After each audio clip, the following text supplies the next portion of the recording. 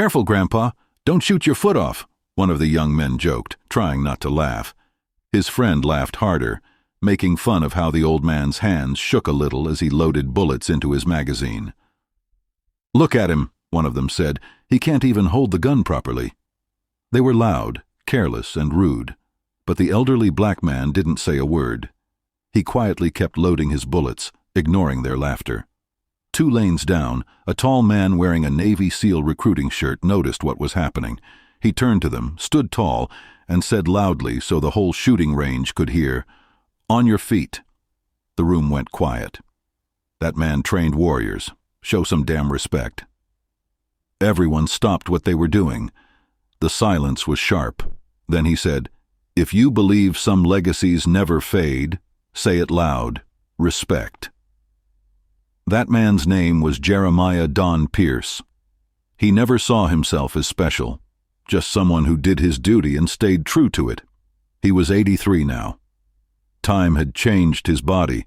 His strong frame had softened, his face lined with age, his hair cut short and gray. But his posture was still straight, still military. His knees were stiff with arthritis, but his discipline kept him standing tall. Once every month, rain or shine, Don drove to the Clear Point shooting range, not to show off, not to live in the past, but to stay connected to the soldier he had once been, to keep his instincts alive, the ones formed in war. That Thursday morning was like all the others. Don arrived early, carrying a worn leather case under his arm. Inside it was his trusted pistol, a 1911 handgun he had used for over 50 years. To most people, it looked old. To Don, it was a friend, balanced, dependable, like a part of him. The parking lot was full, and the range was noisy with chatter and the clink of empty shells. Don waited calmly for his turn, hands folded. Behind him were 2 men in their 30s, loud and immature. "Betty still thinks he's storming Normandy," one of them muttered. "Yeah, just give him a helmet and a time machine," the other laughed. Don didn't react. He had heard worse. He stood still and read over the safety posters, most of which hadn't changed since his early days. When it was his turn, he stepped up and signed in with a steady hand. The young range officer couldn't have been older than 21, and gave a fast rundown of the rules. "Sir, any questions?" the officer asked. Don looked at him and smiled slightly. "I've been handling this steel longer than you've been alive," he said calmly, "but I appreciate the reminder." He walked to lane 7. His back was straight, his grip steady. He wasn't here to prove anything. He was here to remember. Don placed his leather case down on the counter, carefully, like it was something sacred. He opened it slowly, revealing his old 1911 pistol. It was polished and aged, a piece of history that had served him for decades. Every move he made was calm and deliberate. Slide, safety, sight, grip. He was going through the routine, something he'd done thousands of times. Everything felt the same, except his hands. As he reached for his magazine, a slight tremor ran through his fingers. It wasn't severe. He could still cook breakfast and button his shirt. But here, under bright lights and the echo of gunshots, the shaking felt more noticeable. From the next booth came the sarcastic voice again. "Yo, Mark, look at this. Old dude's hands are dancing." "Careful, Gramps," the man said louder. "Hope that thing's pointed down when it slips." Don stayed focused, jaw tight, loading another round. "Should we call an ambulance now, or wait till he shoots himself?" They laughed again. Not nervously, meanly. One of them even started recording. Still, Don didn't flinch. He finished loading, clicked the magazine into place, and chambered around with a sharp, smooth motion. Then he stepped forward, stood firm, and raised the pistol. His arms were steady, but the tremor was still there. Then, something changed. As soon as the iron sights lined up with the target, something deep inside Don took over, something older than pain, older than doubt. His breathing slowed, his shoulders dropped, his heart seemed to quiet down. He fired, 6 shots, 6 loud cracks. each one perfect. When the smoke cleared, the target downrange had 6 tight holes, so close they could be covered with a poker chip. The men behind him saw it. One of them whistled sarcastically. "Not bad, Pops. You get a discount at the cemetery, too?" "Nah, he probably has a loyalty card at the old folks' home." Don ignored them completely. He gently placed the pistol down, muzzle forward, and clicked on the safety. He breathed out slowly. Yes, his body was older. Yes, his hands trembled. But the fire, the skill, and the discipline, they were still there. He reached for his second magazine. The 2 men kept laughing, but it didn't sound as confident anymore. The guy at lane 8 wasn't smirking like before. Don slid the next magazine from his case. The tremor came again, right away, but he didn't care. He'd lived with it for 30 years. It was part of him now. People around the range were starting to notice. Some shooters glanced over, quiet now. A woman in her 50s shook her head slightly, like people do when they judge quietly. A young staffer looked up from his phone, saw Don's shaking hands, blinked, and went back to scrolling. Don stayed focused, took a deep breath. He wasn't embarrassed. He remembered the words from his doctor back when he was 52. Parkinson's, early onset, manageable, progressive. But Don never saw it as defeat. He didn't fight the tremor. He trained with it, around it, through it. A memory surfaced. Vietnam, 1968. He was in thick brush, sweat in his eyes, heart pounding. His spotter, a young kid from Louisiana, had watched Don's rifle shake ever so slightly before every shot. "How do you stop that?" the kid whispered. "You don't stop the tremor," Don had said quietly. "You let it happen before. It's your body getting ready to be still." That line stayed with him. It became part of his teaching method years later. "Respect the tremor," he used to tell new recruits. "It's not weakness. It's your body gathering calm." Now, in lane 7, he raised the 1911 again. The shaking was still there. But it didn't matter. The sights locked in. His chest felt solid. His finger pressed the trigger. 6 more shots. 6 more center hits. Not a single one off target. Down the row, a man quietly stepped forward from lane 10. He wore jeans, a navy blue polo shirt, and had the kind of haircut you didn't need to ask about. His posture was relaxed, but his eyes noticed everything. This was Lieutenant Commander James Briggs, a Navy SEAL recruiter. He hadn't just stumbled in. He had been visiting local shooting ranges for weeks, watching people, looking for the kind of skill you couldn't fake. And something about the quiet old man in lane 7 had stopped him cold. It wasn't just the accuracy. Lots of shooters had tight groupings. It was the way Don moved, the stillness before the shot, the control, the focus. Everything about him spoke of experience, discipline, purpose. Briggs pulled out his phone and typed in the name he had seen at the check-in counter, Don Pierce. The signal was slow. The loading bar crawled across the screen. Then finally the results appeared. Army veteran, long-range specialist, highly decorated, Master Sergeant Jeremiah Don Pierce, 1965 to 1993, sniper, Vietnam and Gulf War veteran, creator of the Pierce method, used in elite sniper training, trained over 140 SEAL marksmen during Desert Storm. Briggs stared at the screen, then back at lane 7. The same man those 2 loudmouths had mocked for shaking hands was a living legend. His training still shaped modern military sharpshooters. His techniques were taught to the best of the best. They had no idea who they were mocking. And if you're reading this and feel a twist in your chest, that's the feeling of injustice. Briggs tucked his phone away. His whole body shifted. He wasn't just a bystander anymore. He moved quietly but with purpose down the line of booths. His clothes may have been civilian, but the way he walked made people step aside. The 2 young men had returned to their lane, chatting and loading new targets. Briggs didn't hesitate. No yelling, no threats, just a voice that sliced through the noise. "Stand up." They froze, looked at each other, slowly stood. Briggs didn't even look at them. His eyes stayed locked on Don. "Do you know who that man is?" he said loudly enough for everyone to hear. They didn't answer. "That's Master Sergeant Don Pierce," Briggs said, letting the name drop like a hammer. "He wrote the training your instructors followed. He trained the men who trained the SEALs you see today." The two men's faces changed, confusion turning into regret. Briggs wasn't done. "When I was 19, crawling through dust in Coronado, they showed us photos of his groupings before we even touched a rifle. When I passed my sniper test, they handed me a photo of his target and said, 'Beat that, and maybe you'll be remembered.' Now the whole range had gone still. Even those with ear protection felt the shift in the air. Conversations stopped. Movements paused. Don Pierce kept shooting, calmly, one round at a time. Breath. Pause. Fire. The form was still perfect. One of the younger men stammered, "We didn't know.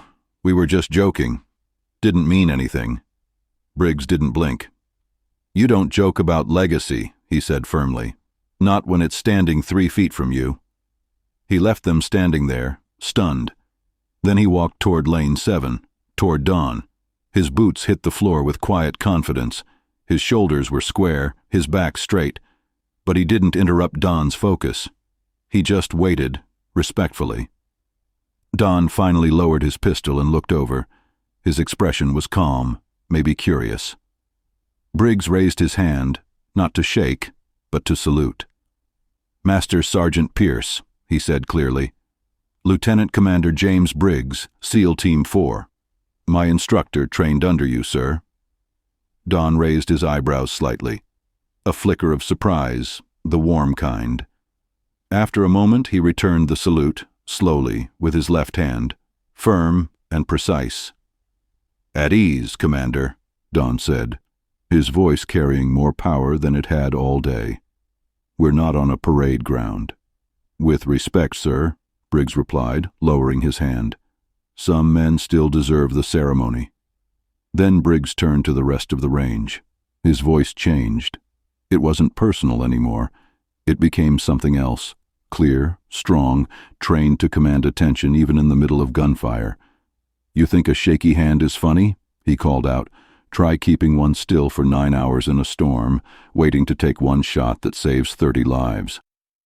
People looked up, even with their hearing protection still on. Try staying still while your whole body screams for relief. That's what this man did over and over, so others could live.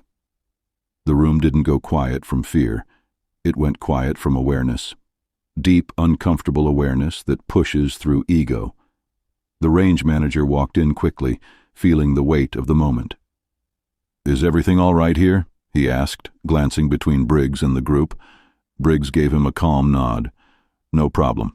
Just making sure everyone here knows who we're lucky enough to be standing near." He motioned toward Don, still standing in Lane 7 like a rock in the middle of a river. The manager followed his eyes. His face changed as recognition clicked in. "Wait, Master Sergeant Pierce? You're the Don Pierce?" His voice softened with respect. Don gave a quiet nod. "Retired a long time ago," he said. "No need for ceremony." But the manager shook his head. "Sir, I truly apologize for the disrespect earlier," he said, shooting a hard glare at the two younger men nearby. "Lane 7 is yours. No charge, ever." The range was silent. The sound of a single bullet casing hitting the ground echoed like thunder. One of the two men, the one who had been filming, stepped forward. His face wasn't smug anymore. It was full of shame. He held his phone out. "I'm deleting the video, sir," he said, voice low. "And I'm sorry for how I acted. My grandfather served in Desert Storm. He might have trained with you." Don nodded once. Not in forgiveness. Not with pride. Just a silent acknowledgement. Grace built over a lifetime. The second man, who had been quiet the whole time, slowly took off his cap and held it against his chest. Don's expression didn't change. Not bitter, not proud, just steady. Because true strength doesn't perform for applause, it endures. This moment wasn't about winning. It wasn't about revenge. It was about something deeper, the quiet strength of a man who had faced enough fire in life to know which battles mattered. Don Pierce had made peace with life's truths long ago. He knew that cruelty often shouts, but real grace whispers. He wasn't surprised by either anymore, but what he didn't expect was how fast the world would notice. That same day, a woman who had been quietly shooting 2 lanes away posted a story online. 2 young men laughed at an old man because his hands shook. Then a Navy SEAL walked over and told them they were mocking a legend. I'll never forget what that felt like. She didn't include names, just the truth. That was enough. By the next morning, her post had been shared thousands of times across military pages and veteran communities. By Sunday, it had gone viral. Old articles resurfaced about the man behind the method, how Don Pierce had changed sniper training forever. People read about his service, his awards, his precision. They learned about the Pierce method, now used in elite military sniper programs. They discovered that Don had trained hundreds of Navy SEALs during Operation Desert Storm. One line from the article stuck in everyone's mind. He was mocked for trembling hands, but saluted for steady vision. Young soldiers began posting photos of themselves in shooting positions, trying to copy Don's calm form. Many of them had never heard his name before, but now they called him the quiet giant of sniper history. A week later, Don showed up at Clear Point Range as usual. Early morning, no fanfare. But something felt different. No crowd, no ceremony, just silence, respect. When he arrived at Lane 7, he noticed something new. A bronze plaque now hung above it. Simple, polished, honoring him without flash. Reserved for Master Sergeant Donald Pierce, trainer of quiet legends. The manager met him at the door. "We thought it was time people knew," he said. Don nodded, touched but unsure what to say. He'd never asked for recognition. He didn't wear honor like a badge. He carried it like a quiet weight, settled deep in his bones. He walked to his lane, set down his case. That familiar thud grounded him again. The world outside may have changed, but this lane, this ritual, still belonged to him. As Don unzipped his leather case and began his usual setup, something caught his eye. 2 lanes over, a teenage girl stood beside her father. She was gripping a small pistol with both hands. Her arms were stiff, her elbows locked. She fired, but the shot missed badly. Her father tried to help, gently adjusting her posture. His advice was well-meaning, but not quite right. The girl glanced sideways and saw Don watching her. She didn't look embarrassed. She didn't look afraid. She looked curious. Then, across the partition, she asked, "Sir, do you ever miss?" Don paused. A quiet smile touched his lips. He answered softly, "Only when I forget why I started." She tilted her head, thinking. Then she asked, "Would you show me?" Don looked down at the pistol he had been preparing. The tremor in his fingers was still there. It always would be. But at that moment, it didn't matter. What mattered was that someone had asked, not because of who he was, but because of what they saw in him. He gently placed his weapon aside, walked to her lane, slow, steady. He didn't say much. He didn't explain who he was. He just quietly guided her fingers, softened her shoulders, and showed her how to breathe. The girl listened closely. Her father stepped back, grateful. People around them returned to their own drills, but those who were close enough paused, not out of awe or attention-seeking, but because they understood. Something real was happening. Not medals, not speeches, just a master quietly passing down skill with humility. Once her grip was corrected, Don stepped back. She fired again. This time it hit clean. Her face didn't light up with pride, but with understanding. Don nodded once, approval, not praise. Then he returned to Lane 7, where his name now quietly watched over him. As he took position again, something in the room settled, because in the end, true mastery isn't about where the bullet lands, it's about why it's fired in the first place, and some hands, no matter how they tremble, never forget.